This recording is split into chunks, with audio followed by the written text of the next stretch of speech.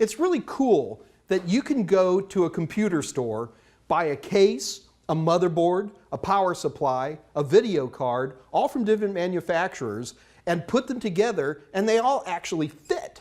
Well, that's important. Now, what I've got in front of me is a lot of very, very old stuff and a lot of very, very new stuff to explain the concept of what we call a form factor. Let's start with the new one over here.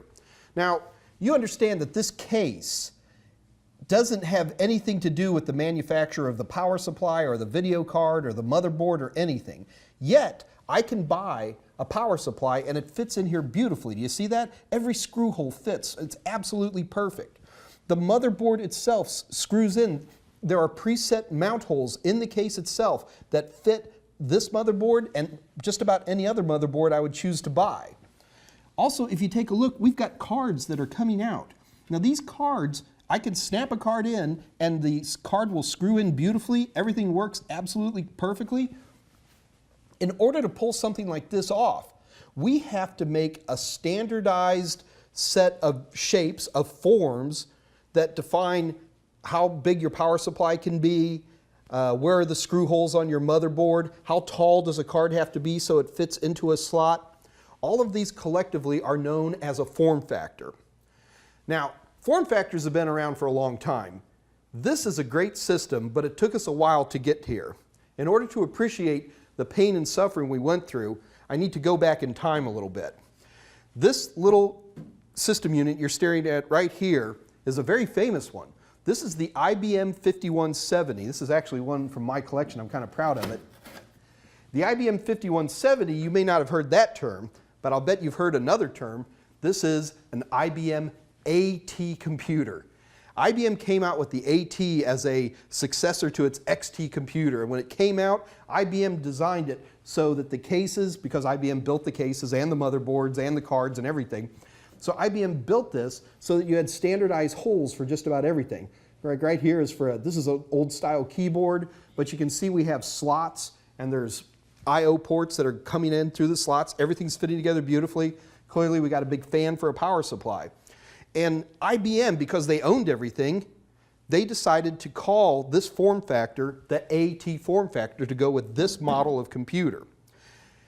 The AT form factor was a very, very famous form factor. What made it really cool is that when IBM came out with this particular model of computer, they told other people that, and said to them, well, not directly, but in so many words, they said, if you copy this, we won't sue you. And that's really the big difference that separates Apple computers from what we now call IBM compatible computers. And that was because IBM said back in the 80s, we won't sue you. So because of that, lots of people with names like Dell and Gateway and Hitachi and Toshiba and all kinds of folks started making computers that copied the AT form factor. And as a result, for almost the first 10 years of the computer world, the AT form factor was dominant.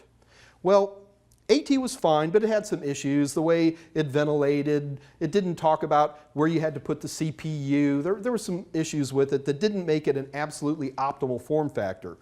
One area that it fell really short in was what we called low-profile computing. Instead of having a big old system unit that was this high, the idea was that computers would shrink and we would start getting smaller and smaller computers that would pretty much just slide underneath your monitor and life was good. And for 2 decades, there were all kinds of attempts to try to supplant the AT form factor. And we saw all kinds of stuff. I've got 2 also-rans up here right now. One of these, oh, they had names like NLX and LPX and all kinds of stuff. And what they would do is, well, for one thing, you couldn't put full-size cards in them because they were lower. So one of the things they would do is they would put something like this in. And this is what we call a riser card. And the idea was that you would take a card like this and you would snap it into a particular slot and then you could put all your cards in sideways and that way you could keep your system lower. Anyway, there was all kinds of attempts and the bottom line is that AT triumphed over everybody because it worked and everybody knew the standards exactly and everything was beautiful. It wasn't until the arguably late 1990s that Intel, using all its power that it could, came up with a new type of form factor called ATX.